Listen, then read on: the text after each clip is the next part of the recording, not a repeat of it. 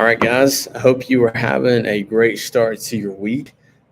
We're starting a new unit this week. We're on Unit 12, Session 1. And so in Unit 11, we focused on King David and his kingdom. In Unit 12, we're going to be focusing on Solomon and his kingdom and his reign in Israel. And so this is an important subject. There's a lot of interesting stories in the life of Solomon and in what's going on. Through him, he was David's son. And so we're going to follow a very similar format to what Unit 11 was. And so today we're looking at Solomon, the wise king. Solomon, the wise king. First Kings is really where we're going to be at the first couple chapters, chapter 2 and chapter 3. And so your first point is that wisdom begins with a relationship with God. Wisdom begins with a relationship with God. And many of us know one of Solomon's most famous stories is the one we're going to cover today when he asks God for wisdom. But prior to that, we see that he already had this relationship with God before this happened. God did not just show up and just randomly one day introduce himself to Solomon and say, "Hey, Solomon, I'm God. I'm your creator. What do you want?" Right? His father, David, was one of the most godly men that ever lived. He was a man after God's own heart. And David was on his deathbed. And David, some of his final words was to his son, Solomon. And final words, especially, it might sound kind of almost like a morbid subject, but when you're on your deathbed, right, the words that you say are going to be the most meaningful and the things that are the most important to you because you only have a few words left, right? Your body only has a few more days or even a few more hours or maybe even a few more minutes of energy left to speak something. So you're going to speak of things that are important, right? And this is often a theme of what's been said their whole life, right? So David had constantly been teaching and for the most part showing by example how to seek out the Lord. And what he's telling Solomon is seek after him, right? Don't fall away from his statutes. Don't become one of those kings that gets obsessed with your power and walks away from the Lord, because it is God that has established you. And the similar thing for us is that we all have parents, we all have family members that are constantly speaking that wisdom into our lives, constantly speaking what is important over us. And so many times, like we kind of ignore it and forget it. But one day we're all going to be at that point. If God graciously gives us the opportunity to have those last few moments with family, where we're gonna say our final words, and I would hope that mine would be of the same that David said, to teach my children to walk with God, and that wouldn't be something that they're just hearing then, but something that they've heard from me their whole life, right? And so, wisdom begins with a relationship with God, and we have people that have gone before us that have taught us up in that way. I know we all have those people in our lives. So chapter 3, we get to this famous story, and we've got 2 points from the story. The first one is that wisdom is more desirable than wealth. Wisdom is more desirable than wealth. See, Solomon, when God asked him like for anything, it's kind of like the genie in a bottle situation, except he didn't have 3 wishes, he only had 1. But God said, "I'll give you whatever you want."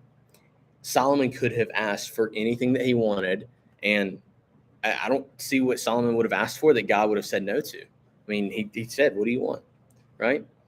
And Solomon asked for wisdom. He asked for he asked that he might know how to judge and to discern and lead the people of his kingdom, which is wisdom, right? See, Solomon recognized his own need for God, his own inadequacy to lead a nation. And he said, "God, I cannot do this without you. And so if you're going to give me a gift, nothing more than wisdom that comes from you." And not too long after this, he immediately demonstrates the wisdom that God gave him. We'll talk about that story, I believe, next week. But even for believers, in James chapter 1, God tells us to ask for wisdom, and he will give it to us generously, right? And so this is not something that is foreign. This is not something that we cannot ask for today. God will give us the wisdom we desire. But what we see in this story is that God is so pleased that Solomon asks for wisdom that he says, "You've asked for wisdom. You know what I'm going to do? I'm going to give you all the things that you could have asked for. I'm going to give it to you," right? God, point number 3, God will give a wealth of wisdom, but also in extent to that, he also gave him wealth and power and fame and all these things that Solomon didn't exactly handle the best. However, he is most definitely a king that was wise and led his people well for the most part. Um, but when you see what God gives Solomon, it's an act of his grace. Solomon does not deserve this. Again, grace is something that we get that we do not deserve. And so it's a gift, right? It's something that was not earned or not that was not merited. And this is an extreme circumstance of the generosity of God. So here's what this doesn't mean. This doesn't mean that if we ask God for wisdom, that he's just going to make us the wisest person that ever lived and that we'll have also wealth and money and power on top of that. That's not the point of the story. The point of the story is actually that Solomon desired wisdom above the rest of that, and God just generously gave that to him so he could hopefully be a good steward of that.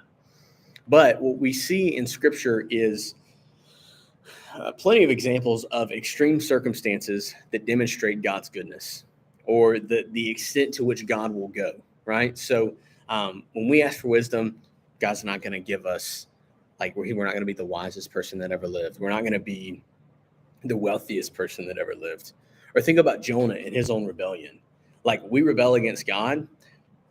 I mean, he might, but I don't know of anybody that's ever been swallowed by a fish and got spat out of the belly of the fish, 3 days later, right? But what that story shows is this is the lengths to which God will go to teach his people, right? And so it is an extreme, but it's not the rule, but it's a demonstration of how far God can and will go at times. But here's the thing. We think about wisdom. We think about all these things that Solomon had. Great, right? Sure. I'm sure he had a fun life.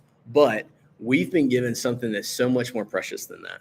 God has generously given us a gift far more precious than wealth or money or even just general wisdom. He's given us a relationship with him. And that's through the gospel. And so as we're looking at this story, there's definitely something that we learned from Solomon about the integrity of his heart in asking for wisdom. But also, as believers, we should be grateful that we've been given a gift far greater than even Solomon had. We've been given a relationship with God. We've been given the gospel. We've been given the veil has been torn. We no longer have to go to a temple and make sacrifices. We can talk to God all the time because he lives within us, right? And that is far more precious than anything. Thank you, guys. We'll see you Sunday.